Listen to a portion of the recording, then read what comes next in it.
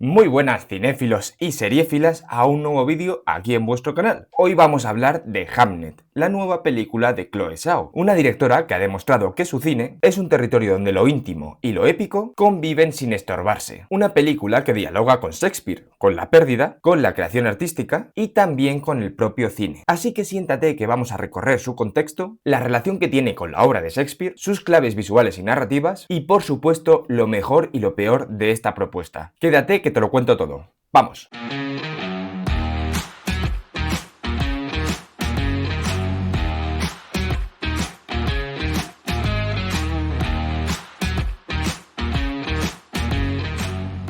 Y antes de empezar hay que decir que la película empieza con un texto en el que nos comenta que Hamnet y Hamlet, según textos históricos de finales del siglo XVI y principios del XVII, se trataba del mismo nombre, lo que hizo que de primeras cambiase mi visión sobre la película. En primer lugar vamos a hablar de Chloe Zhao, que se ha convertido en una de las voces más reconocibles del cine contemporáneo. Eso gracias a su estilo que combina naturalismo extremo, casi documental, personajes en tránsito, física o emocionalmente, junto con paisajes que hablan como si fueran extensiones del alma y silencios que pesan más que los diálogos. En Songs My Brothers Taught Me y The Rider ya exploraba esa frontera entre la ficción y la realidad. Con Nomadland llevó ese estilo al mainstream, ganando así el Oscar con una película que parecía rodada con la humildad de un estudiante de cine y la sensibilidad de un poeta. Y luego llegó Eternals, su salto al blockbuster, donde intentó llevar su mirada contemplativa al cine de superhéroes. En este caso, Hamnet supone un regreso a su terreno natural. Historias íntimas, personajes demasiado rotos y un mundo que parece demasiado grande para contener tanto dolor. Antes de entrar en la película necesitamos recordar algo fundamental, y es que Hamnet fue el hijo de Shakespeare, que murió a los 11 años. Su nombre es prácticamente idéntico al de Hamlet, y muchos estudiosos han defendido que la tragedia del príncipe danés es, en parte, un eco del duelo del propio Shakespeare. La película de Zhao no adapta a Hamlet, tampoco adapta la novela de Maggie O'Farrell de manera literal. Lo que hace es explicar el vacío que deja la muerte de un hijo y cómo este vacío se transforma en arte, en obsesión y en legado. Por ejemplo, en la obra de Hamlet, el fantasma del padre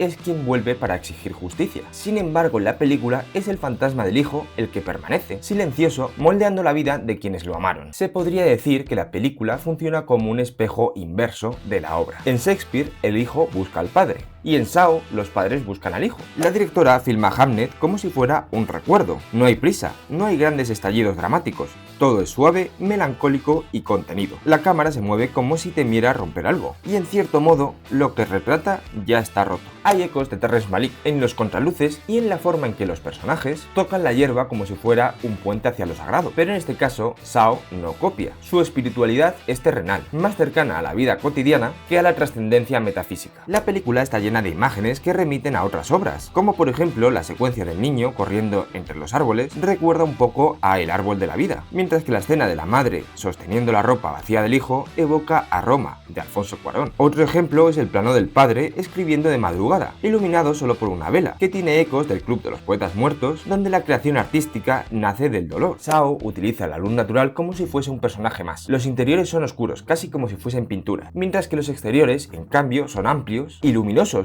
pero nunca llegan a ser del todo liberadores. En este caso la naturaleza no consuela, solo observa. El tema central de esta película es el duelo, por supuesto, pero también hay otros temas que toca, como por ejemplo la culpa. ¿Podrían haber hecho algo más? Otro de los temas es la memoria, cómo se recuerda a alguien que ya no está, y por supuesto la creación. ¿Escribir es una forma de resucitar? La película sugiere que Shakespeare transforma su dolor en arte, pero en este caso Zhao evita glorificarlo. Es decir, Shakespeare en esta película no es un genio atormentado, sino un hombre roto que intenta sobrevivir. En cuanto a las interpretaciones, la protagonista, Jessie Buckley, interpreta a Agnes, que es el corazón emocional de la película. Su duelo es silencioso, físico, casi animal. Hay una escena en la que simplemente respira, intentando no desmoronarse, que es más devastador que cualquier monólogo. Por otro lado, Paul Mescal, que interpreta a Shakespeare, ofrece una versión un poco más contenida, más vulnerable y muy alejada del mito. En este caso no es el dramaturgo más grande de la historia, sino un padre que no sabe cómo seguir adelante. En cuanto al ritmo, aquí es donde flojea un poco. La película en general es lenta,